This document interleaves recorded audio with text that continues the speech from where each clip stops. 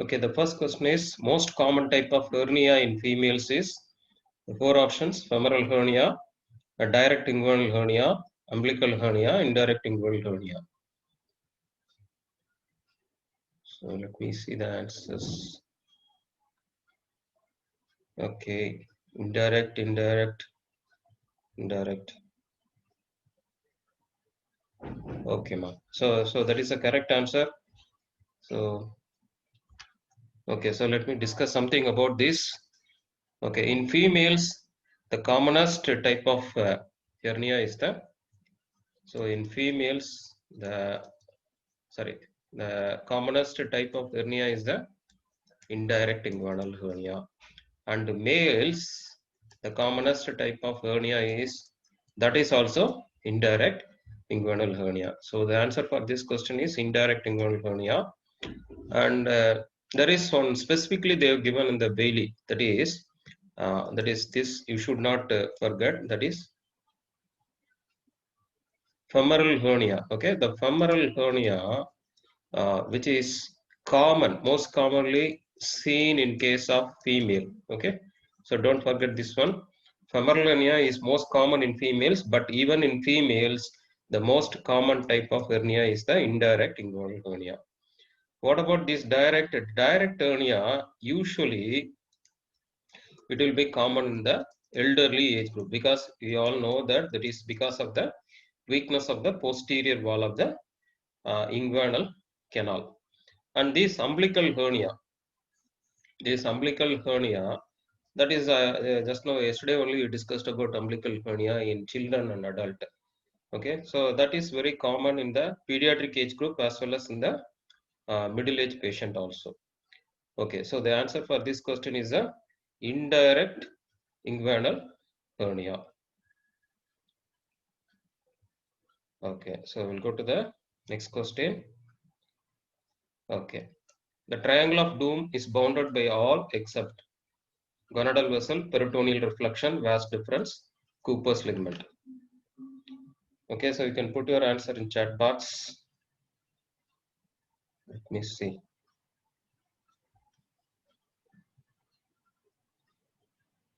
Okay, very good, very good. Almost all of them they are answering correct.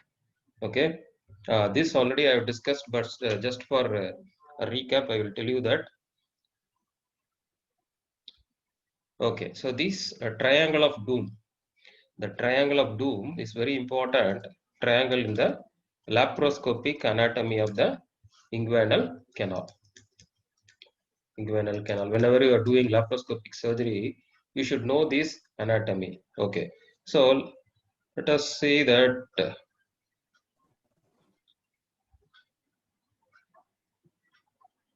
Okay, so this triangle is first one is the apex of the triangle is formed by the deep inguinal ring, first one, and second one the medial boundary. The medial boundary is formed by vas difference. Okay, because that is the content that is passing through this triangle. And next one is the lateral boundary that is formed by gonadal vessels. Okay, and below it is formed by the reflected part of the peritoneum. So this is the peritoneal reflection. This is the triangle of doom. Okay, just adjacent to that, you got another triangle that also we'll discuss. That is called triangle of pain. Here, the triangle of pain, the medial boundary is formed by the gonadal vessels, and the lateral boundary is formed by the, again, that is the reflected part of the peritoneum. And superiorly, that is above, it is formed by the iliopubic tract. Okay, iliopubic tract. Okay, so what is the importance of this triangle is called a triangle of doom. Okay, and this triangle is called a triangle of pain. What is the importance of this triangle? I think so many times you have discussed. Okay, the main content of triangle of doom is iliac vessels. That is the external iliac vessel, and that is the external iliac vein, as well as you got the external iliac artery. And similarly, you got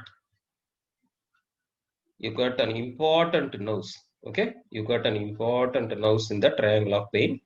The first one, this is one now. There will be four nodes will be there. Okay, I will tell you that what are the nodes.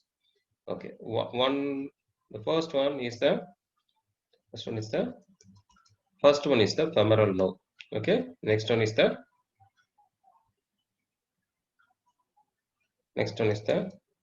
femoral branch of the GFN, genitofemoral nerve. And next one is the anterior femoral cutaneous nerve of thigh. The next one is the lateral femoral cutaneous nerve of thigh. Okay, these four nerves are there that is passing through this triangle of pain. Okay, so the importance of this triangle, why it is called a triangle of doom, triangle of pain and all. So in laparoscopic hernia, you will dissect this plane completely. Then what you have to do? You have to keep a mesh to cover all these regions. Okay, but Sir, this after yes, yes, who is sir, this? some people are waiting, sir. 1 second, ma'am. Just hold. Okay, sir.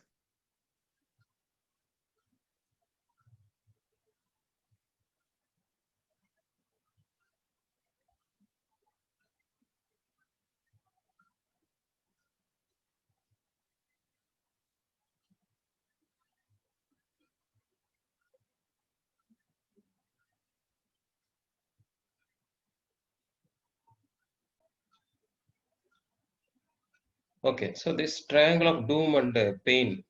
Okay, so you will keep a mesh. You will keep a mesh. 1 second.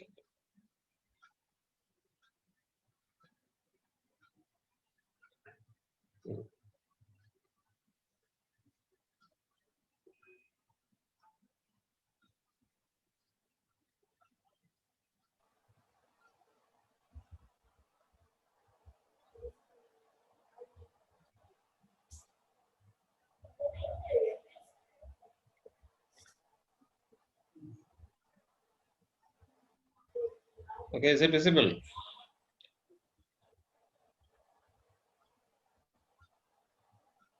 Yes, sir. visible? Okay, okay. Okay, so this we will keep a mesh, and I already yesterday only I told about the tacker. Okay, so you used to keep you fix this mesh with the tacker. Okay, so you should not fire any tacker in this area, because suppose if you fire any tacker in this area, what will happen? It will cause a extensive bleeding in the external iliac vessels. And in the this triangle of vein, if you fire any tacker here, what will happen? That causes the post-operative neurologic pain.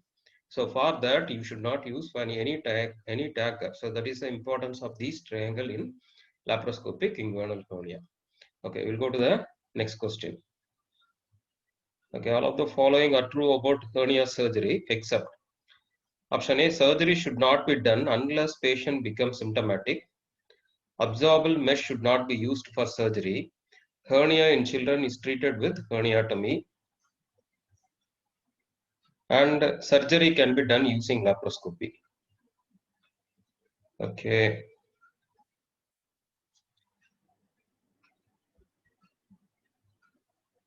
Okay, so all of them, okay, you are answering, okay, option A. Okay, that's good. Okay, that's good.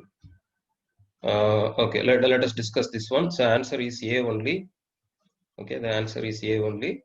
Okay, here the answer option is surgery should not be done unless the patient becomes symptomatic is the wrong one. Because whenever you diagnose hernia, the only treatment available for hernia is the only treatment available for hernia is the surgery only. So don't wait for the symptoms and all, because in Bailey itself and as well as in Sabiston, it states that the surgery is an optimal treatment for any hernia, because there is more chances to get the complication like obstruction and strangulation. So the first option is the wrong one. And second one, here what you have to use, they have mentioned as absorbable mesh. Okay, absorbable mesh you should not use. You have to use a non-absorbable mesh. Okay, the reason is if you use absorbable mesh, there is more chances to get the recurrence. Okay, non-absorbable mesh, the commonest mesh what you are using is In exam also you try to tell like that. That is the polypropylene. Okay, polypropylene. Don't say proline because that is the brand name. Okay, so you have to use a mesh called polypropylene mesh. Okay, so this is the correct. This one is the correct answer. Then another option, hernia in children is always is treated with herniatomy. Okay, so definitive procedure for hernia in children is the herniatomy, which is nothing but your herniatomy means nothing but opening the hernial sac, reducing the content, transfixation of the hernial sac, and then take out the redundant sac. That is called herniatomy. That is the surgery you have to do in case of pediatric hernia. That is also correct. And the last option is surgery can be done using laparoscopy. That we already discussed. There are two approaches are there in laparoscopy. One is totally extraperitoneal repair. Another one is the transabdominal preperitoneal repair. Okay, TAP and TIP. These two approaches are there for using laparoscopic. You can do the hernia surgery. Okay, we'll go to the next question. A child complains of fluid coming out of the umbilicus on straining. What is the diagnosis? Hello, sir. Yeah. Sir, Ranjit wait பண்றாங்களா sir? வரலையேம்மா, இங்க status எனக்கு இப்ப waiting ரூம்ல டைரக்டா வருதே. Okay sir. Okay, நீங்க இப்ப நிறைய பேர் எல்லாமே வரவங்க வெயிட்டிங் ரூம் டைரக்டா வியூ வருது, நான் அட்மிட் பண்றேனே. சரி, ஓகே சார். இந்த பாருங்க, you can see the screen also, no? Purnima just now entered.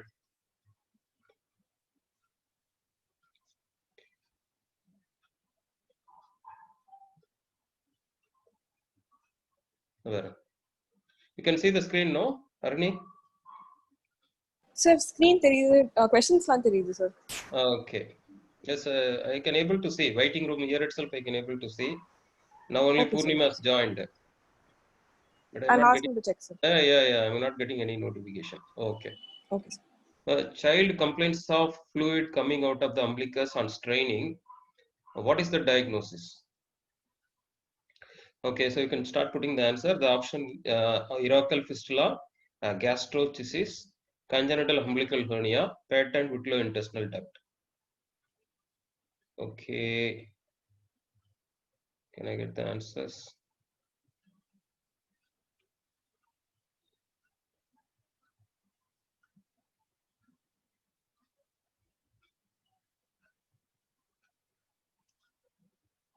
Okay, so I am getting A. Most of the people they are putting A, and some people they are putting C. Okay. I'm getting B also as an answer. Okay, let us discuss. Okay, so this is this answer for this question is again, this is a straightforward question. This is urachal fistula. Okay, so for that we will discuss the basic anatomy. What is urachus? Okay, this is the umbilicus. This is the umbilicus, and you got the urinary bladder. Urinary bladder is there. Okay, so during the development, there will be a connection. Okay, the connection between the umbilicus and the urinary bladder will be there. So this structure is called as urachus. Okay, what will happen over the embryological development? This structure will be completely, it will be obliterated. Imagine if the structure is not obliterated, then it is called as urachal fistula, or as patent urachus, or else it is called as patent urachus. Okay, then there is other combination is also available. Suppose this part only the okay, somebody, I think Ranjit is coming. Okay, so this part, suppose this part, just mentioning, only this part is present, then that is called, it forms an umbilical polyp. Okay, suppose, or else if the proximal part is persist. Okay, so this part, put another color. If the proximal part from the bladder persists, then it forms a bladder diverticulum. Okay, bladder diverticulum. Or in some cases, what will happen? The middle part will persist. All the part will obliterate. So this one is called as urachal cyst. Okay. So in the urachus, you will get 4 anomalies. You can get. Number one, if it is completely patent, that is it is communicating from umbilicus to urinary bladder, completely patent. That is called as urachal fistula, or it is called patent urachus. Number one. Number two, only this part, that is the distal part will present, proximal part will be obliterated and distal part will present. Then it is called as, it forms an umbilical polyp. And next one is the bladder diverticulum. That is the only the part that is very close to the bladder, and the proximal part will present and distal part will be obliterated. That is called as bladder diverticulum. And the last one, the middle part persists and all other part will be obliterated. Then that is called as urachal cyst. Okay, so this is the question for this answer for this question is the urachal fistula. Okay, because what will happen? But what they have mentioned is on straining. Okay, that is increase in bladder pressure. That is increase in intra-abdominal pressure, that causes increase in bladder pressure. Because of that only the urine will come out through the umbilicus opening. Okay, so that is about the urachal fistula. But urachal fistula, what will happen? Usually it won't manifest immediately, because I will put on another picture.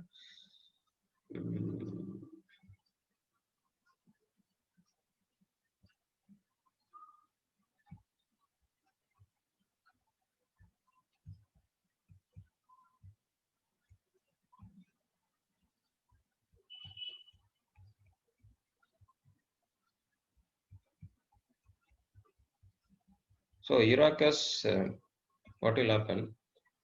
Consider. Okay, so this is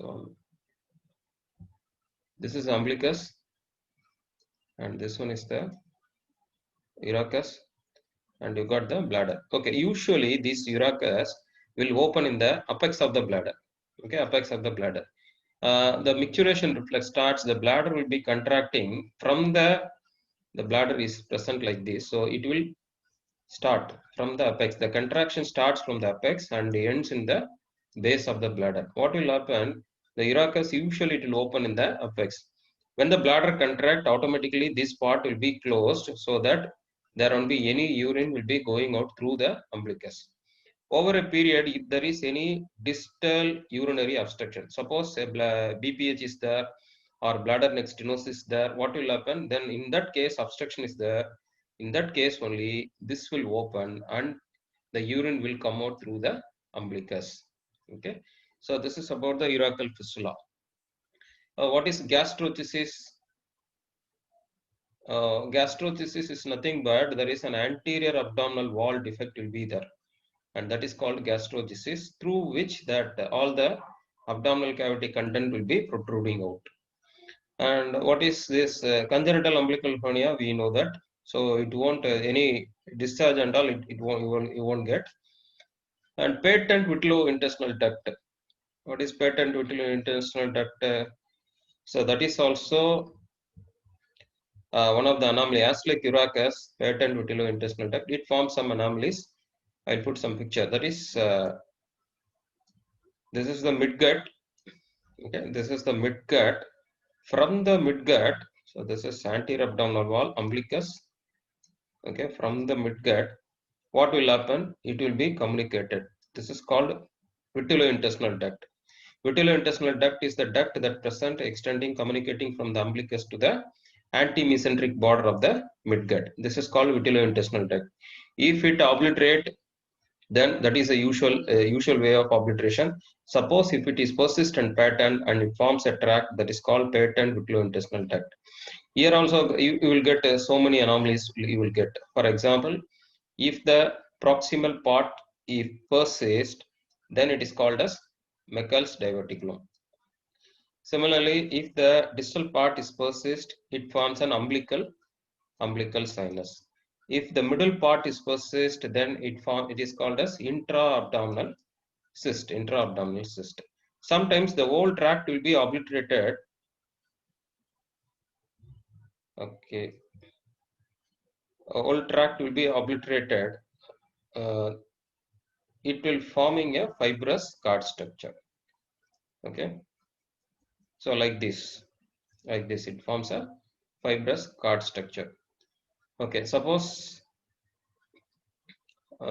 these are all anomalies. Okay, this is fibrous cord structure, and it is forming the intestinal obstruction. Okay, so we'll go to the next question. So what is this? Hernia into pouch of Douglas. Bogdalak, Becklots, Blandins, Burgess. Answers chat quick. Only 10 minutes or 9 minutes is there. We'll finish up quickly.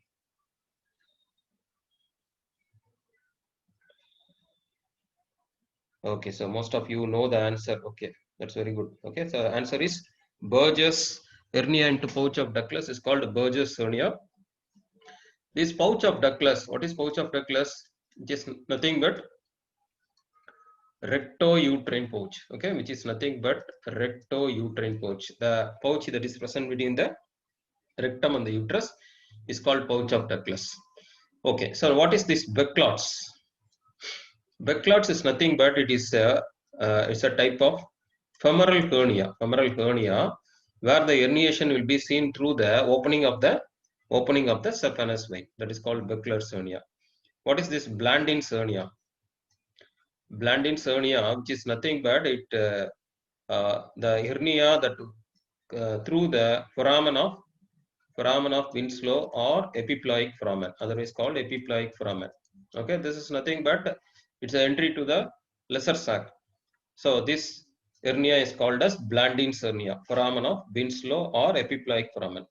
What is Bogdalak? Bogdalak, we all know that's a type of diaphragmatic hernia, posterior lateral diaphragmatic hernia. Okay, so the answer for this question is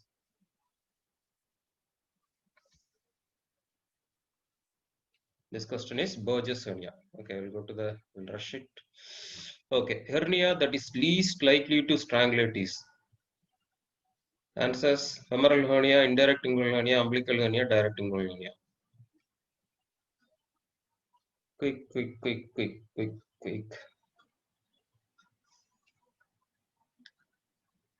Least likely to strangulate.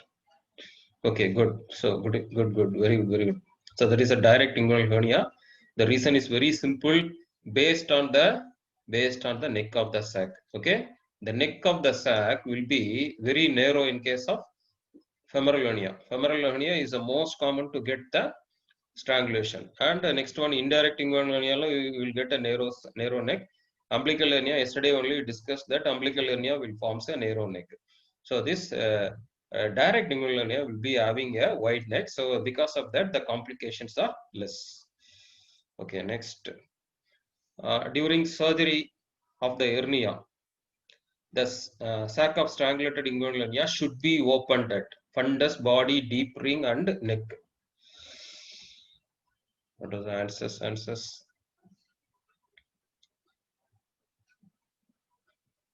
Okay, very good. So all of you are answering fundus. Okay, good. Okay, so just already discussed the same parts of the sac. So this is the fundus of the sac. This is the body of the sac, and this is the neck of the sac, and this is the mouth of the sac. Okay. So why you have to open in the fundus means the reason is very simple. When it is strangulated, when it is obstructed and strangulated, you will be having excessive toxic fluid will be there. Suppose if you are opening in another part, it will go into the peritoneal cavity. So that to avoid that one, you have to open at the level of the fundus of the sac. Okay, so fundus is the answer. Okay, for differentiating inguinal hernia from femoral hernia, the landmark will be this. Again, very easy question.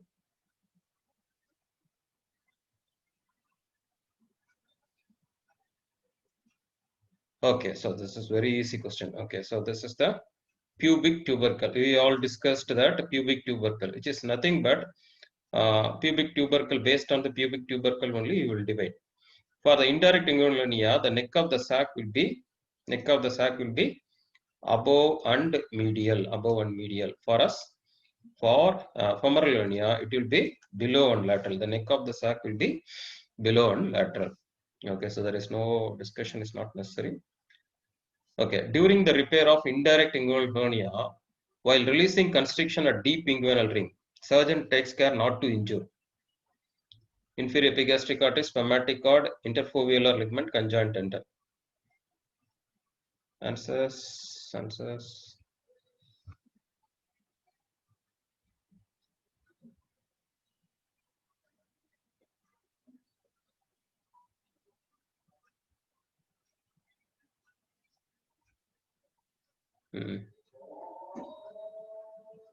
not getting any answers. Ranjit, okay, Ranjit. Okay, good. Okay.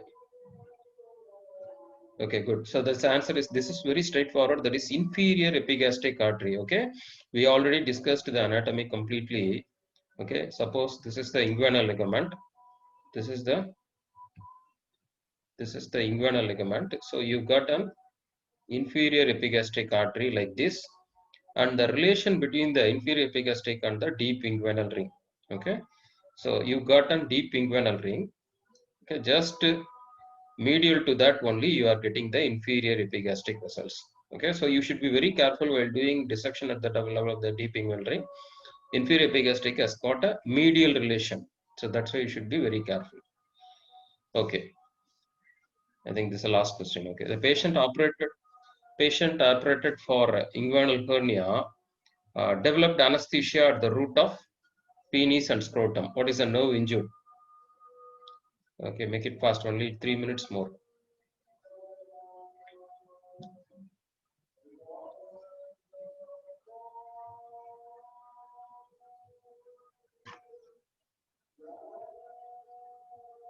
Okay, very good.